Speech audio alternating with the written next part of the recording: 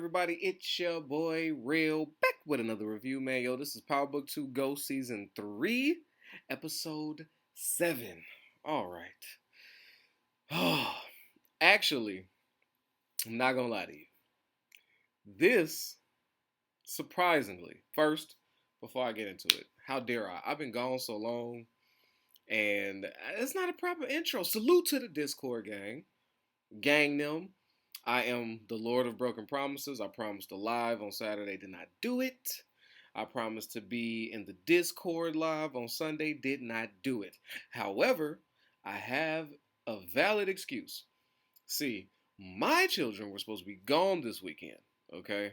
I know what you're thinking. Oh, of course, Real, blame it on your kids. That's the one thing we can't get mad at. It's the go-to excuse. Normally, you'd be right. I'm not gonna lie to you. I use my kids to get out a lot of shit. Hey, bro, we finna go out tonight. I got the kids. I don't be having them. They be gone on the weekend, typically. Oh, are we gonna be doing like a grab bag? I don't buy gifts for other people on Christmas. I got kids. Like, having kids get you out of having to buy other people Christmas gifts. That's just, if you ain't used it, that's the trick. I'm telling you. Or you could buy cheap shit for them from the kids. Come on, man, use that. But this time it's legit. I'm not lying. You know what I'm saying? Prayers up to their great grandmama, who usually would get them on the weekend. She's recovering. She's getting well. So we wish her a speedy recovery, not only for her health, but my mental health. Okay? To get these kids back up out of here. Anyway, so is that. And then salute to all those listening on Apple and Spotify podcasts. You know what it is. And of course, you, the viewer, watching YouTube. Now and only now, can I get into this episode. Which, like I was saying, it was good. I liked this episode. Sure, power was powering. It does its power shit. But this one, actually, it was making sense. It was a lot of nonsense, but it was making sense. It wasn't as many exposed plot holes. It was a lot of goodies up in this episode. I'm not gonna lie to you, man. But first, I got to talk about. Oh, I want to go character by character, and I got to talk about Diana's ex, Shareem Abdul Sharif. Oh my God! You know what, people? We got to talk about this. The representation of the men on power is like disgusting. For real. Like, look at the rundown. You got Ghost, who was a piece of shit. First, he started off really solid. Then he started getting with Angela, and his world started unraveling between him, Tommy, and then you got Tommy the psycho. You feel me? You got Kane, just a forever street nigga who gets out of burning buildings alive and recovers off drinking lean, hangs out with a teenager, gets him hooked on lean. Like, what? Then you got poor Brayden acting like choose me. He wants to be down with Kane. He's look like a little lap dog. It's disgusting. The professor, you remember the professor that Tariq smoked? Oh, he was a disgusting human. Like, come on, man. Kane now? I'm gonna get to Kane now. But nothing. I'm so mad at Kane. We're gonna get to him in a second. I don't want to get too far ahead. It's just the men on here, man. I'm like, where's the solid niggas at? And I've only come up with, this is a crazy one. But I swear to God, and I know this is the 180 out of nowhere, but Tariq might be the most solid nigga in the Powerverse. For real. Like, between Lulu, Marvin. Marvin's pretty solid. No, I'll give it to Marvin. It's between Marvin and like Tariq in the Powerverse, but like power, but like not going back to the 80s and then like current day. I don't know. Tariq might be handling that mantle because look at this dude, Sharif, real name Clarence, and Clarence had real good parents. Like, no, come on, man. Diana did not just get up there and 8 Mile that nigga. Like, first off, let me get this straight, bro. Let's go down the timeline of this dude hitting on Diana. And Diana's not escaped from this. How many red flags did my man's have to hold up for you? His first introduction to you, trying to get at you, was at your cousin brother's memorial. Like, dude has the worst timing of any character ever on the show. Like, I've never seen a thirst bucket like this nigga here. Like, he is King Thirst, Sahara Desert, no oasis, no recovery of thirst. It's disgusting. So he hits on her at the memorial. Then he you know what I'm saying, Black Queen's her, you know what I'm saying, Grand Rising's her, Morning Queen, all this in your messages and all this shit. Then he finally gets you. Then your father is brutally murdered. And he feels this is a time to kick knowledge? What are you trying to kick knowledge? Like what? So he chooses that time to spit that shit. Ill timing. Fuck that up. So of course she go off on him. Boom. Now, in his attempt to get her back, he gonna do like some poetry slam shit. He writes a corny ass poem, and then when Diana confronts him to say, nigga, you thought a poem was gonna do it? You thought that was gonna, after you shit talked my brothers, my dead father, like the dead homies? After you done did that, I'm supposed to. And then he gets mad and threatens to call the police. Oh my God. So she ain't like this nigga's poem. Nobody liked it. You didn't like it. I didn't like it. And his next resort is, I ain't fuck it then. You don't like my poem? You ain't gonna accept my apology? I know you selling drugs. I should call the cops. How would they sound? And I'm just like, is that what niggas is resorting to? I always thought it was corny if you tried to holler at a chick. You feel me? She say, oh, no, thank you. Or no, I got a man, some shit like that. And then the nigga scream, you was ugly anyway, bitch. Ain't nobody want you. All those are lies. That's corny shit. I thought that was like, that's like the epitome of corny.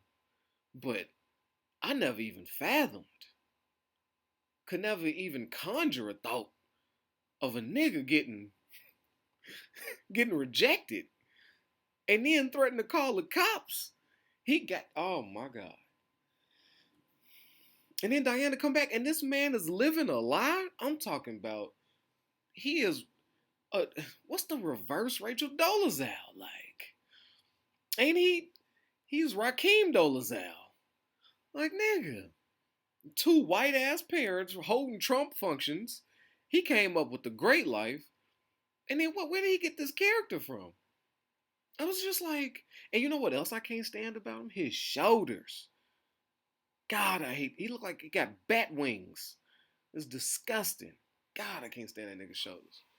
Corniest nigga. I just looked around. I'm like, the niggas on this show, boy, I don't know what to tell you. Like, this is bad. Like, for real. Really think about it. Like, you could do the whole power verse if you want.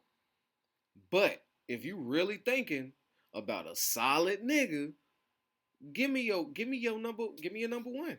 I'm rolling with Tariq. I'm backing him. I don't care. I mean, look at it. He ever since he got his sister killed, what he do? He went and got revenge. He caught that body, and he been catching bodies ever since. He smoked ghosts. Ghosts needed to be smoked. He's been taking out the trash, bro. Like, what else? He kills everybody that gets in his way. He holds down his whole crew. Smashing. There's another nasty thing about Tariq, but he's doing it proper. And I know what you're thinking. Oh man, he done ran through Diana, Effie, motherfucking Lauren. First off, okay, my man Tariq has been in relationships with all of them. He ain't smashed none of them without being in a relationship, and he ain't cheat on none of them. He always broke up with them before he went and smashed the next one. I'm just saying. Black men don't cheat. Tariq is a shining example of that. I was like, damn, he over here tossing them around, he juggling them. He went through them so many times, he doubling back. Now he getting back Diana. And it looked like nasty work. But he's breaking up with these ladies. It's consensual. Tariq is on and up and up. I mean, I can't say, and him being a teenager, yeah, he, has a bad choice with the turtleneck, sure. Nobody's perfect. But other than that, man, he might be the most solid individual. You got Unique from the Powerverse, but I'm saying that's all in the 80s. That's a different breed. I'm talking about modern day Powerverse. You know what I'm saying? I don't know. Something to think about. Something to think about. Tariq might be solid, but please get in the comments. You let me know. Because other than just bad representation across the board of the men. So, doubling down, how about Kane? What filthy. Kane and Effie. We got to that. This relationship clearly is about to be the most toxic thing that's about to happen. Because please, get it understood. They will be together. Oh, yes. They will be together. And hot take, I don't know how many seasons they plan on running of this, but Tariq is young. They can sell drugs for a lifetime. They could at least pull out 5 or 6 seasons of this. So I'm telling you this. Hot take is Kane kills Effie or Effie kills Kane. I'm leaning more so on Effie killing Kane. For sure. Because that relationship is doomed from the start. And then, so you got him. First off, he's been dirty macking Tariq for the longest, while Effie was his girl. Like, he's been hounding her. And I thought that was nasty work. You hitting on another man's woman, even though you don't like this nigga, you in business with him. It's just thirsty nigga shit, man. It's more Sharif shit. Thirsty nigga shit. So anyway, then here go Effie playing the whole, I don't want your help, Kane, but can I get some cocaine? Okay, I don't want no handouts, but is this all you could give me? Like, I hate Effie now. Like, she fine. I don't give a fuck. She fine. But I hate Effie. She's lying to everybody. And she running this game on Kane like, oh, I need money for school. And he's like, oh, I can help you with that. No problem. I don't want your charity, but I do want you to give me drugs. And is this all you got? Like, so you do want charity. Like, you getting it on consignment. I'm sneaking it to you. This is charity. We could sell so many more drugs. I don't understand. And when she said, there's a warehouse full of drugs, I felt the same way. I'm like, really? But somehow Monet has already pre-sold a warehouse full of drugs, and she just got back in the game like last week. That's some power shit, but we ain't even gonna talk about it. We ain't even gonna go there. So then she goes to the office to explain why she ain't paid. I mean, clearly, look at your outfits. Look at your outfit. She is dressed in nothing less than Dolce, Balenciaga. She's got the flyest, top-notch shit, but can't afford. She sold so many drugs. Like, I low key think she been skimming too. Like, what's she doing with this money though? She's a liar. She's tricky. I don't trust her. And finds out her shit got paid. She's all good. Here she go. Fuck you, Kay. I can't stand you. He's like, oh, you're welcome. Like, come on, man. And she do that little smirk, so we know they getting together. That's nasty. And Kane running behind. Have you realized that he been trying to kill Tariq? Kane been wanting to kill Tariq since his mother. Like, everybody that likes Tariq, his sister, he been wanting to kill Tariq off of the strength of people respecting and liking Tariq. Like, Kane been nasty. I thought I was giving him hope in this episode, but this some simp sucker shit. Like, you just gonna hound another man, girl, set it up to where it's a irreparable breakup. You like he Meek Milled him. This is how Meek Mill got Nicki from Safari. Like, Kane took it right out the Meek book. Hate to bring you in this, Meek, but you did dirty shit. Hey, it is what it is. You made an anthem, but you're dirty. It's nasty. It's nasty work. It just is what it is. So, yeah, so we can see where that's headed. So he's just getting Tariq's leftovers at this point. What you want me to tell you? So they can have each other. For as short of a time they're gonna have each other. And do I think Tariq is like concerned about it at all? Hell no. I think he thinks it's a plus. Fuck it, good. Cause I don't fuck with you and I don't fuck with you. And I know y'all two together is gonna be an explosion. Like, somebody's getting fucked up in this. I think Tariq gonna see that already. So he's gonna win without even having to do nothing. He like, up 2 headaches, possibly taken care of. Alright, cool. Now, Monet. I got to say, Monet, super Monet this episode. She actually had a very interesting, like, scenes on this one. Let's go down this Monet storyline, right? This was actually pretty interesting. So, Monet has a lot of issues to deal with, right? She's been sweet talking Buddy, telling Drew that she's trying to get into an alliance with him. My man from the corner, aka the little boy from Fresh. I can't think of his name, but I've watched Fresh 8 million times, and he got the same face. And the people who ain't never seen the corner, it was only one season on HBO, but I highly recommend if you get your hands on it. It was like the first Wire, like it was the test of the first Wire, and I'm so mad they never did more than one season. But that's a little gem for y'all on HBO. Maybe HBO Max got it. Look for it. The Corner. Now, Monet been setting it all up. She been sweet talking this dude. She got us thinking that she's looking for an alliance. Whole time, she tied up all her loose ends this episode. Actually, pretty masterful. Cause what happens? Okay, Kane got an attitude that she sees that Drew is trying to take over, but Monet is, assuring him that Drew's not finna take over. You my right hand, and I'm back in power. Okay? Kane don't really believe her, but she got a plan to go ahead and sort it all out. So she sets up Buddy, and this is exactly after the Puerto Rican dude, Drew's boyfriend, threatens Monet like, "Oh yeah, I'm not finna help you with. I ain't worried about you telling on me, cause I'll then tell Drew that you told me to kill his father." So now Monet got problems.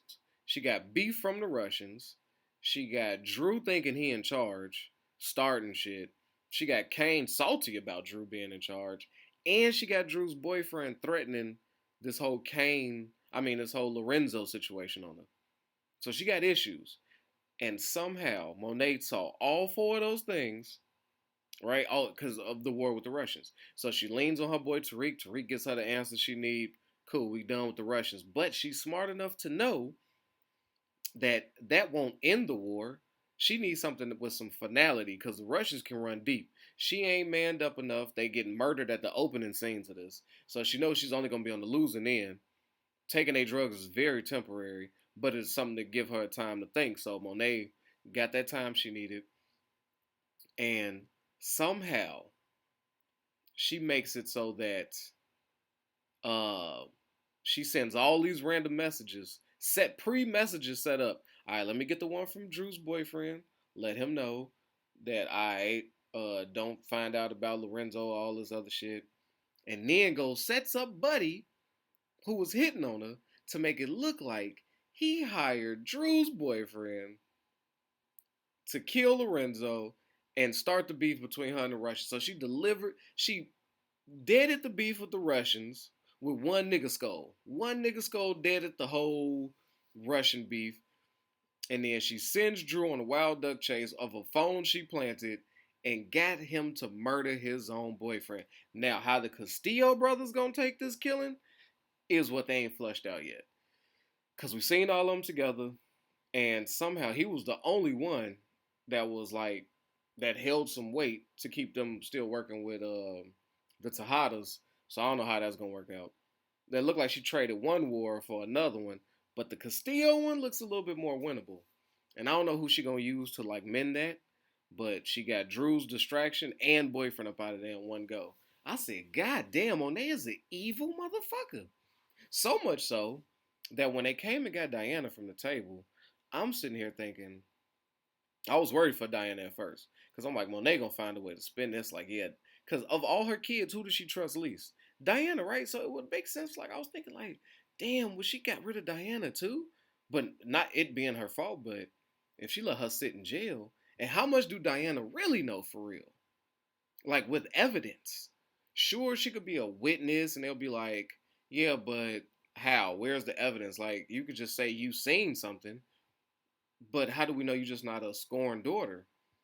So really, she could have did that, but I don't think Monet is that evil. I don't think.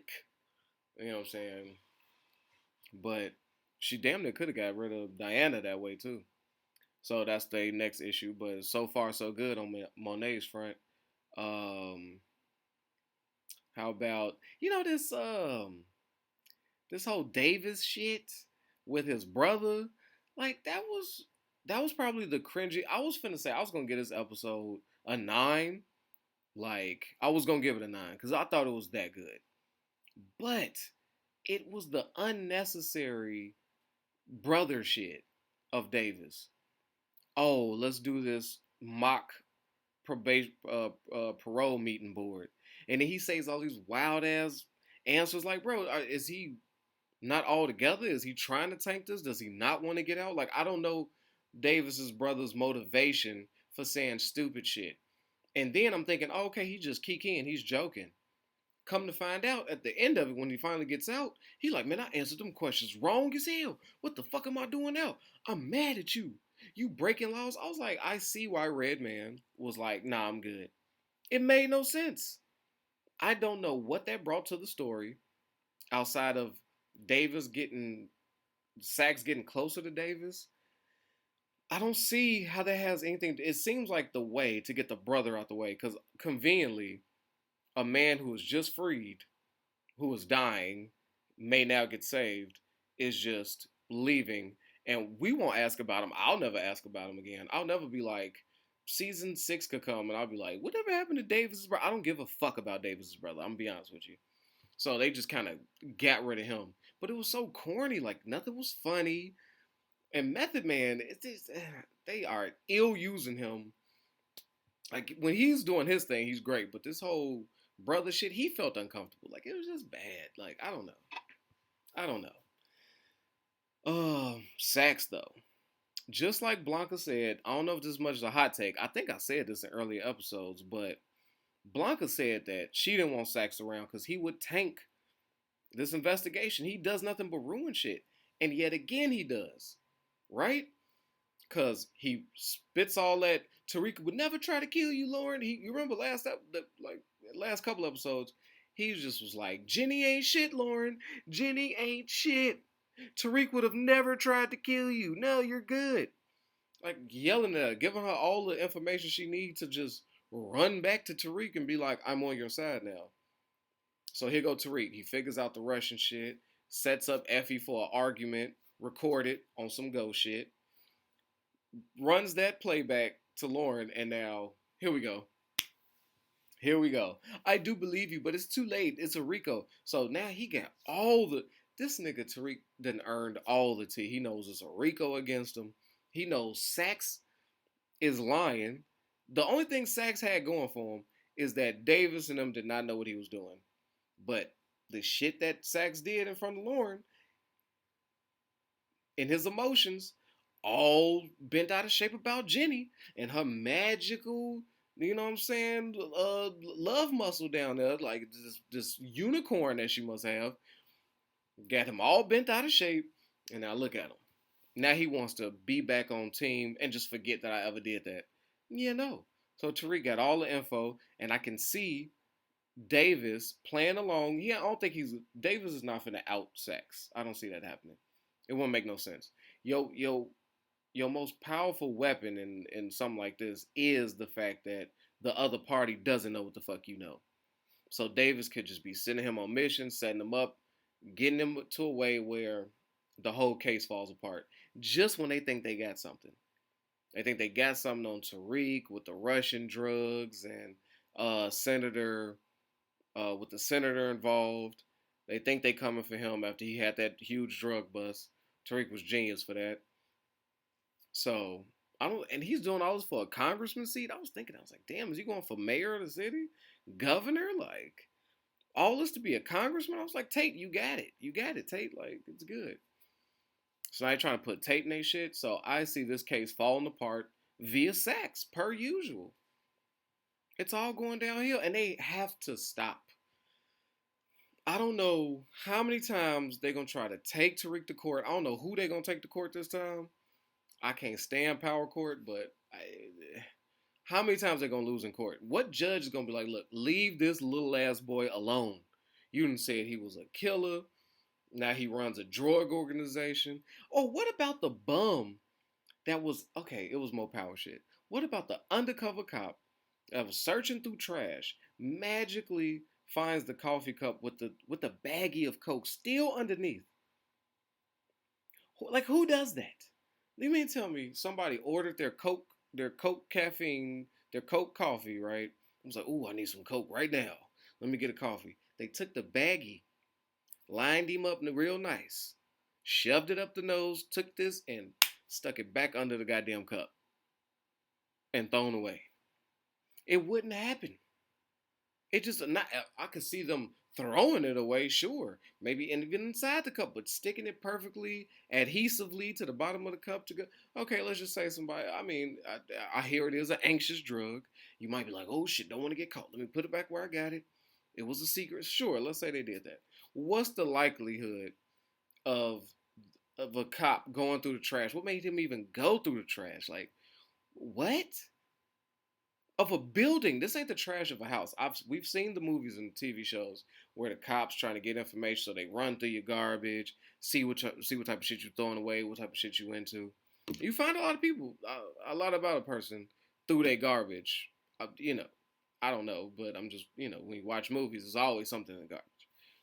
But that's like a multi-story building, hella people, hella offices, and just it was just God that said, here's that one cup with the baggie attached. Like, come on. So that was some power shit, but they looking for a way to tie it together. So I get it, but I'm still with it. You know what really got me this episode? That Brayden shit. First off, Brayden is entirely too good at his job. These are the greatest interns I've ever seen in my life. Neither one of them had graduated, but Tariq is landing billionaires, flying to Italy, closing deals. Brayden is here working books like a tenured accountant. I don't fucking know. These kids got the brightest future. I don't know. How, drugs could just be, you know what I'm saying, just holding them back. But anyway, so he finds out that his uncle been doing a Ponzi scheme. Basically, you taking money from one person, putting it onto the other person's money to make it look like their money has earned money, and you just keep rotating. All you doing is rotating other people's money, giving out fake. Hey, you made 500,000 last year, and it's on the statement. You're like, oh shit, yeah, I'm gonna keep my money in there. Meanwhile, it's just Johnson's 500K that he moved over here. They gonna move it right the fuck back out and bounce it around. So he figures out that, and at the same time, his uncle reveals to him, like, yeah, of course we're doing it, but I can share this with my criminal nephew who's been selling coke. We knew it the whole time. Brayden's girl, well, Kiki, she been in on it the whole time. I said, damn, Kiki, I did not see that coming. I did like that. I like that whole aspect of they becoming more, they've opened it from just drugs in the school to now they got the politics in there a little bit more heavier, and now the corporate world. I would love to see them dig deeper, flush that corporate and political shit out a little bit more. I think that'd be great for this show. Like, I was interested to see how you gonna take the uncle down, because Brayden got Tariq's trust money, the money that he's supposed to run away with, the money the whole reason he was selling drugs to pay for school and do this and get back with his mom and his sister was the knowing that he had that his father's trust money. And here it is, tied up in Brayden's people's bullshit. And he still got Noma, the psycho drug dealer, on his back. So Power's got some stuff going. They're going in a real good direction. It's just that these police, they ain't flushed out. They ain't worked it out. And they gotta go. Somebody, Sax got to get killed or something for this thing to progress. Because he's just doing the same shit. Like, he's been doing this since the OG Power. Like, Sax has been around since the OG Power and just been saxing the whole time. He's got to go. I love Sax as a character. Like, I think he's hilarious. I think he's a great actor, you know what I'm saying? But he keeps them stagnant. Like, I thought I was actually rooting for him to work with Davis, because I thought that he was going to be working for the criminals on their side. And he would have been more valuable. But here you go again, fucking up another police thing. So, another police case, a RICO at that. And I don't know. It's got to be, the cops got to come for somebody else. So let's see, we got Diana going to jail. She caught on camera. Effie peeps the camera. Who did she message about that camera? That's what I forgot. She was like, "Oh, there's cameras up here." Did she message Kane? I think, right? So yeah, now we gotta figure out how to get Diana out of jail. Maybe they take her to court, but we all know that's gonna fall apart via sex. Like I don't think that's such a hot take. Diana's not finna go to prison. She's finna get out because Sax, Davis and them is gonna set Sax up to do some sack shit, and she'll be out. But other than that, man, I really liked this episode. It was taking me some other places. I was interested in the different shit, so they should keep that going. As far as Lauren is concerned, though, I don't know. Well, because it still got to be that whole holy shit, Lauren's not really dead moment. Does Kane try to kill her when he finds out? Does Tariq maybe try to kill Kane? I just don't see. It's certain characters that you need to keep the show good. So I don't think Kane. I don't think the originals are gonna die. I don't think none of them gonna die. If I could see anybody important dying out of this group, it would be a Drew. Because I could see them wanting to kill Drew off for like a big holy shit kill. Because A, he went crazy with that Russian shit. And B, he shot his lover, his, longtime friend, now discovered boyfriend. He murdered him. So I could see like Drew falling down to a place where it's like, let's just put him out of his misery. So Drew is of the more realistic I can see them killing. I don't see Kane dying because you need that asshole evil character as a Kane. And, you just need a Kane. I don't see them doing well without him. You got to keep a Brayden. That's Tariq's man's. I don't see none of the ladies dying. I just don't. Monet's not going fucking nowhere. She's too evil to be killed. Maybe later on. Somebody, like, I feel like a Diana. I feel like Drew dies somehow. Maybe by the Castillo brothers this season. Let me throw my hot takes. I got Drew dying maybe this season. I got, at some point, Diana killing Monet because she loved her daddy more than Monet, obviously. She loved Lorenzo. So when she finds out, she'll kill Monet. Kane is going to get killed by Effie, or Effie's going to kill him. And, yeah, I think the last Tejada standing might be Diana when it's all said and done. And she might be the new Monet. I think I just flipped. I think I might be on something. For sure. But with that, man, protect your health, yourself, your wealth, man. Your boy Rel is out of here. Peace. Yo, I know I don't need no introduction, but y'all know who it is, man. It's your boy Hollywood Rel. And I appreciate you for sliding through and watching these videos. But you know what I need from you? All right, if you ain't already, I need you to like this and subscribe this, man. We at 1,000 trying to get to 2, all right? Push it for your boy. Get them algorithms up. So when it come to that subscribe button,